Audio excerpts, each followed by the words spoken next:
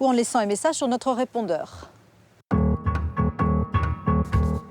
Nous avons commencé cette émission avec des chasseurs dans la montagne. Nous la terminons au cœur de Paris. Sauver de la démolition une maison du XVIIe siècle, c'était la mission que s'étaient donnée des habitants d'un quartier près de République et de Bastille. Nous allons voir comment ils ont réussi leur pari. C'était donc à Paris, il y a un peu plus d'1 an. Et cette maison devait être rasée. Mais pour Olivier, habitant du quartier et défenseur passionné du patrimoine, cette ruine qui pouvait paraître banale devait sûrement cacher un véritable trésor historique. Il fallait faire vite. Olivier alerte la commission du Vieux Paris et présente sa requête.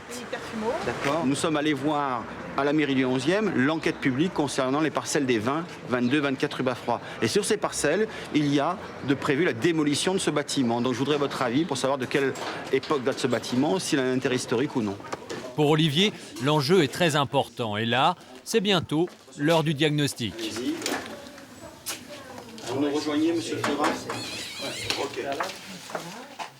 Ça, c'est un escalier à balustre de bois, à charpente de bois, donc qui montre que la maison est très ancienne. C'est des ouvrages en fait qui étaient chevillés. C'est un élément de datation assez certain. C'est un fait rarissime. L'escalier, certaines portes et même la charpente datent de plus de 3 siècles. L'ensemble est resté le même qu'en 1700. C'est tout à fait symptomatique, enfin en tout cas de la manière dont on construit au XVIIe. Les choses sont assez bien faites. On a des pierres de taille qui sont visibles là. On a un bel arc en fait qui est relativement bien constitué. Si on enlève l'enduit, le ciment qui a été mis, on dirait des choses assez propres. Hein.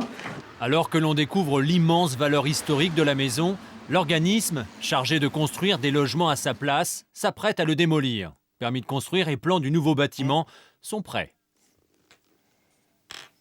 Nous sommes au début de l'année 2006 et pour l'OPAC, tous les feux sont ouverts sur cette opération qui peut enfin démarrer après plus de 20 ans de travail. Nous sommes en train de lancer l'appel d'offres et la préfecture nous envoie un arrêté de péril imminent avec l'injonction de démolir l'immeuble immédiatement. Pendant ce temps-là, les découvertes continuent. Derrière une cloison de plâtre, nouveau trésor, témoin de vies oubliées, le puits d'origine. Il est intact.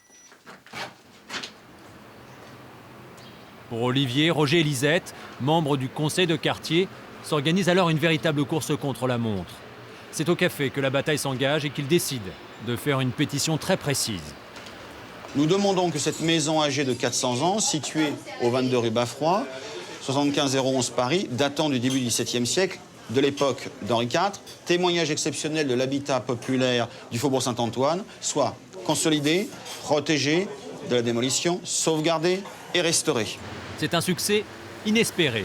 700 signatures plus tard, ils se rendent alors à la mairie du 11e arrondissement. À force de rencontres et de discussions, tout va basculer et c'est l'engagement du maire qui fera la différence.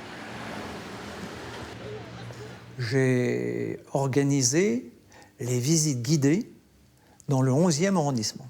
Et je suis persuadé qu'à travers ce qui est déjà connu et tout ce qui va être encore mis au jour, eh bien, permettra, me semble-t-il, de découvrir justement ce capital caché.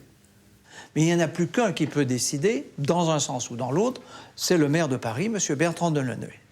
Il me demande mon avis, je le lui donne, il voit d'autres personnes, et vous le savez, il va trancher en décidant qu'on sauve l'immeuble et que des travaux seront faits en essayant d'y faire des logements sociaux, tout en maintenant l'escalier, bien entendu, et puis une partie importante du bâtiment.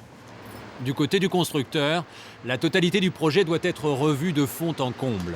Dans la partie arrière du terrain, l'OPAC va relancer un nouveau concours pour construire donc non plus 50 logements, entre 51 et 55 logements suivant le projet initial, mais 30 logements, au mieux, dans la partie de fond de terrain.